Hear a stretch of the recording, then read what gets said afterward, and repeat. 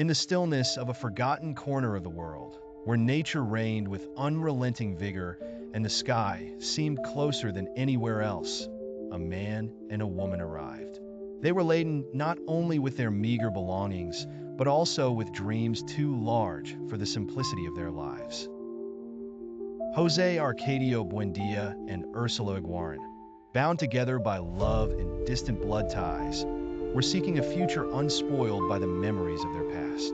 Jose Arcadio, a man of boundless curiosity and ambition, was driven by visions of creating something entirely new, a world built from nothing. Ursula, pragmatic and fiercely loyal, carried the weight of his dreams alongside her own fears.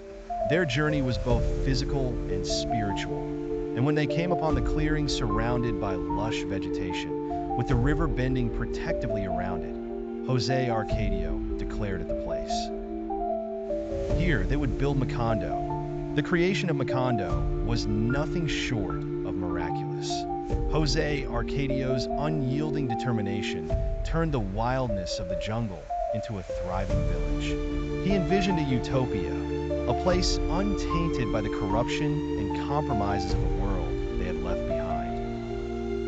The houses were simple but sturdy, the streets radiating outward like spokes from the Buendía home, which stood at the center as a testament to his pioneering spirit. For a time, the village flourished in its isolation, untouched by time and unblemished by outside influence.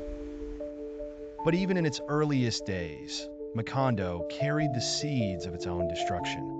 The verdant beauty of its surroundings hinted at a kind of perfection too delicate to endure. The people who lived there, though filled with hope, seemed already marked by the shadow of loneliness that would come to define them. For Jose Arcadio, the solitude was a small price to pay for the chance to build something eternal. For Ursula, it was a reminder of the fragility of everything they held dear. Macondo's beginnings were steeped in both the mundane and the extraordinary.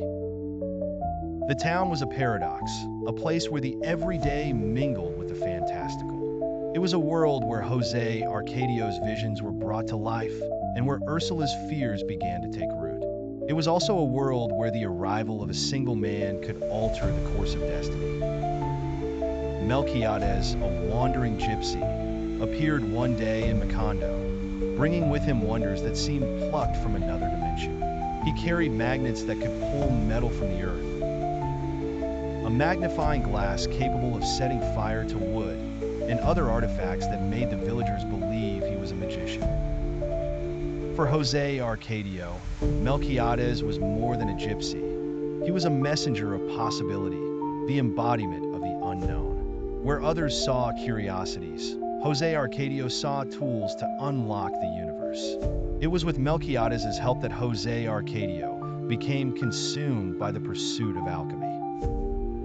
He believed, with a fervor that bordered on madness, that he could turn base metals into gold. Ursula, ever the pragmatist, watched with growing concern as her husband spent hours in his makeshift laboratory, surrounded by strange apparatuses and cryptic symbols.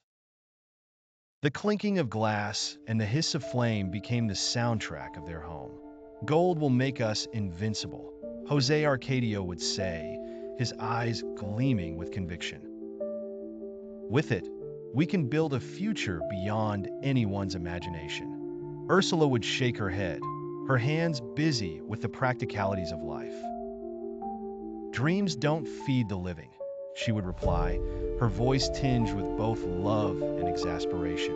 His experiments were both a testament to his ingenuity and a symptom of his growing detachment from reality. Over time, the boundaries between his aspirations and the needs of his family began to blur. He lost himself in the search for answers, even as Ursula worked tirelessly to keep their home and the growing town from falling apart. His pursuit of alchemy became a symbol of the human desire to transcend limitations, to grasp at the impossible. But it also revealed the cost of such ambition: isolation, disconnection, and ultimately a kind of madness. Macondo, in its early days, was a place of boundless potential, but also one of profound isolation. Surrounded by impenetrable jungle, the village seemed suspended outside of time. This isolation fostered a sense of unity among its inhabitants, but it also created a pressure cooker of emotions and desires. It was a place where the extraordinary became ordinary, where rain could last for years, and where the impossible could become real. Ursula, more than anyone, sensed the fragility of the world they had built. She had long harbored a fear, born of her blood ties to Jose Arcadio, that their union was cursed. She worried that their children might bear the mark of their forbidden love, a tale like that of a pig. Though none of their children were born with such deformities, the fear lingered, a shadow over every joyful moment. Their children inherited the contradictions of their parents. The eldest, also named Jose Arcadio, was a boy of immense strength and boundless curiosity. He was as wild as the jungle that surrounded them, uncontainable and fiercely independent. Aureliano, the second child, was his opposite, quiet, introspective, and possessed of an innate sensitivity to the mysteries of the world. The two boys embodied the duality of the Buendía family. As the years passed, Macondo grew, its population expanding as travelers and wanderers found their way to the village. Yet the solitude that defined its origins never truly left. For all its vitality, Macondo was a place haunted by the loneliness of its founder. Jose Arcadio's obsession with understanding the universe had become a mirror for the town itself, a place of dreams that could never fully escape the shadow of their impossibility. The solitude of Macondo was not just physical, but spiritual. It was a solitude born of its isolation from the outside world, of its self-contained existence. This solitude was both a blessing and a curse, giving the village its unique character, but also setting it apart in a way that made true connection impossible. Even as the Buendía family built their lives and raised their children, the weight of Jose Arcadio's dreams hung over them. Ursula's pragmatism kept the family grounded, but she, too, was not immune to the pull of her husband's vision.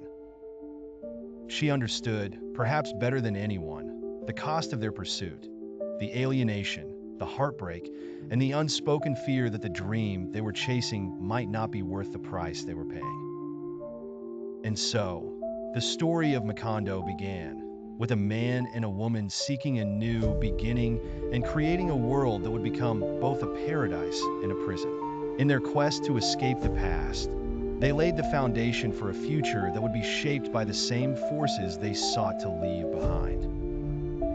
The solitude that surrounded them became the defining characteristic of their lives and of the generations that would follow.